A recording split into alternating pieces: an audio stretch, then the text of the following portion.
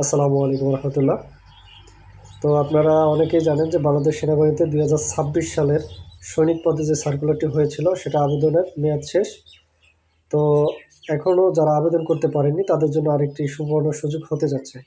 তো সেনাবাহিনীর ওয়েবসাইট থেকে তারা জানিয়েছেন যে আগামী 1 ফেব্রুয়ারি 2026 তারিখ পর্যন্ত তারা সময় বর্ধিত করেছে। তো আপনারা চাইলে এই সময়ের ভিতরে আবার পুনরায় অ্যাপ্লাই করতে পারবেন। তো যারা অ্যাপ্লাই করতে পারেননি কিংবা কোনো কারণে মিস হয়েছে, আপনারা চাইলে এই সুযোগটা কাজে লাগাতে পারেন।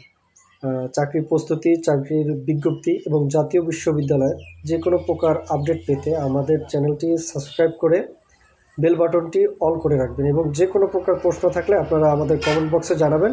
ইনশাআল্লাহ আমরা চেষ্টা করব যথার্থ তথ্য দিয়ে আপনাদেরকে সহযোগিতা করার জন্য। আর এরপরে বিদ্যুৎ উন্নয়ন বোর্ডের সাহায্যকারী পদের পরীক্ষা কবে হতে পারে সেটার ব্যাপারে আমরা ইনশাআল্লাহ জানাবো। ধন্যবাদ।